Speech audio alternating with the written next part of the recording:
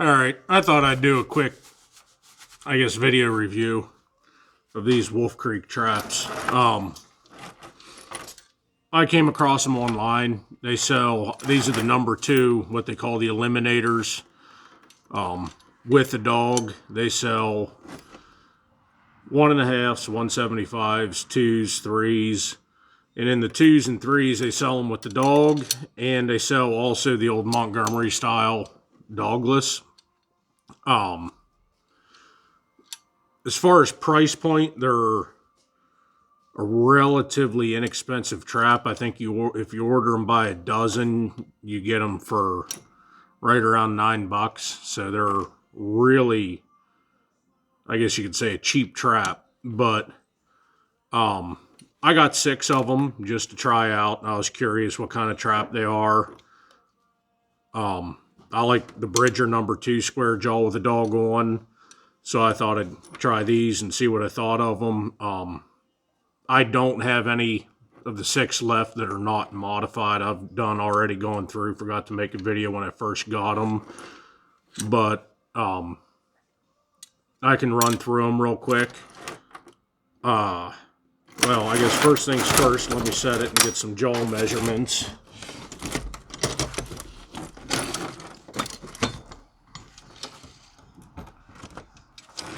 So these are laminated, but from the factory, it looks like inside jaw spread, inside to inside, is right at 5 3/8 inside, and outside jaw spread right at 5 and about 5 11/16 from the factory on these number 2s. So, and the pan, I thought looking at them on the internet, the pan looked awful small, but I actually did some measurements on these, and the pan measures the exact same dimensions as a Bridger number 2 with the dog style, not the dogless. These, from what I read, are styled after the old Northwoods traps, which are good traps. So when I got these traps, first off, they're a little bit, I guess you could say, rough. They take a lot of refinement for me to be satisfied with them. As far as I'm concerned, they are nowhere near an out-of-the-box ready trap.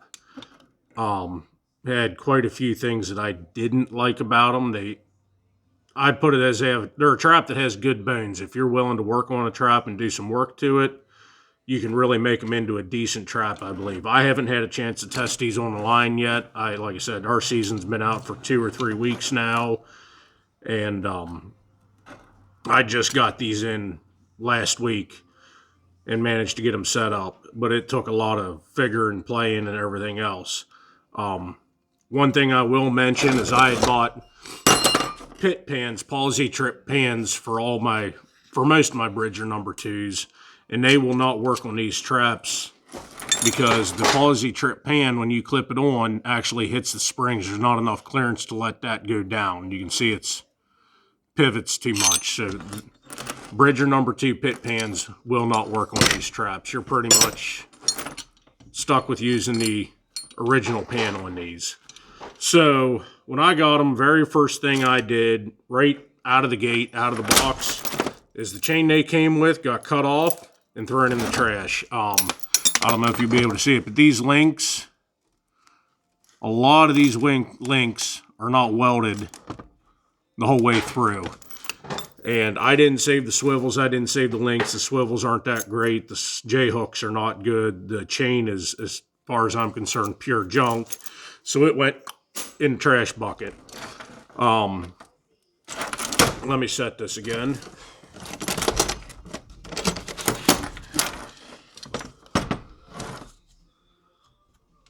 So from the factory, all the dogs, for whatever reason, have a slight bend in the last 3/16 of an inch of the dog where it engages in the pan. They have a bend, so I straightened that out. And also the dog, you see how it comes around and goes through underneath now. it used to come around from over here. So the dog was actually coming across from here. And this pan set about this angle, I leveled that by bending right here to the dog post.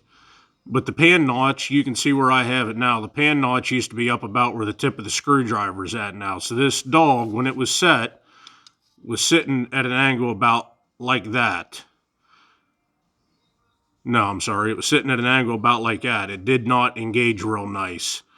And it had a lot of downward angle to it. And I didn't like that at all. So I switched the dog around. And then I actually took and welded the original pan notch completely shut and ground a new one in with a Dremel tool down lower closer to the mounting bolt there. Now the other thing I had to do to these was the pan bolt hole was way too big. It had a lot of slop forward and backward, side to side in the pan, even with a number 10 bolt in there. It had a lot of slop. So I actually, on all 6, welded the bolt hole shut and drilled new holes with a number 14 drill bit. I think I got it from F&T to accept the number 10 bolt just perfectly. Now there's no slop to the pan whatsoever. And once I got it leveled,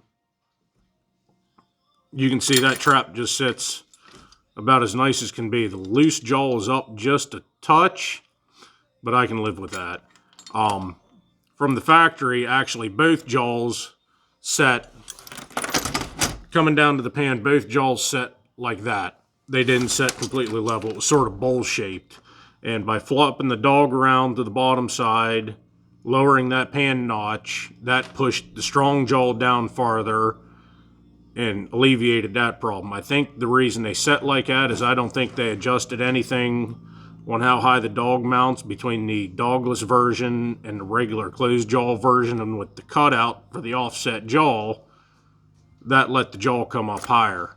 One other minor thing I did is these originally come with the old Northwood style springs that would have an L shaped in here, actually just like a Bridger number 2 does. I'm not a fan of them. My Bridgers, I haven't cut them all off yet, but I had these springs off, so I went ahead and cut them off.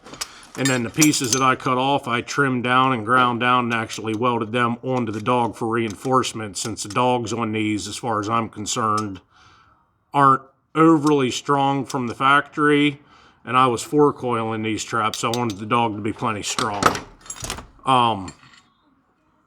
Now, jaw edges, inside the jaw edges, they're pretty sharp from the factory. They have some sharp edges to them. They're not like your Bridgers or your MB 550s, your Duke 550s that are all smooth edge. You don't have to worry about cutting. So I took these to the grinder and the wire disc and a file and filed on the inside here and filed all the sharp edges off so it's not cutting animals' feet when they're in. Of course, laminated the jaws. I'm a big fan of laminating jaws, make a wider jaw face. 4-coiled them. Another big problem I had with these traps from the factory was these jaws from the factory, when you drop the levers, that jaw would just sit there like that. You actually had to get in there, pry it down. It was tight. The jaws were spread too wide this way, tight against the mounting posts. So I have a tool here I made, if I can find it. It's sort of bent up right now, but I clamp one end of the jaws in the vise like that, hook that in the jaw like that, and then I can pry it right out. And once I got the jaw out, I kept it in the vise, and I just used this and just bent it in just enough to where now you can see that just falls, and that's exactly how I want a jaw to be. I don't want any binding, any tightness. I want it just free falling. So I had to do that to all 6. They were all 6 like that. I will say all 6 had pretty much all the exact same issues. There wasn't like one was worse than another one. They were all about the same. They all had the jaw issues, the dog issue, the pan issues. Everything was the same. As far as other general modifications, I put just a small base plate on them. I bent it out of a nail. And then I put the chain setup that I use, made a Sterling or JC Connor style swivel. and then into 3 links, another crunch proof swivel, 3 more links of crunch proof, and then my 18-inch super stake. And this one doesn't have a tag on it yet, as I just flat out ran out of tags. They're ordered, they'll be here. And then 4 coiled, but other than that, I mean, they're a solid trap. The steel seems halfway decent on them anyways. I'm interested to see how they work out. The springs are strong. I mean, 4 coiled, they're a very, very strong trap. I wanted to try the number 3s, but the number 3s, as it is, I'm in PA, we have a 6.5-inch outside jaw spread.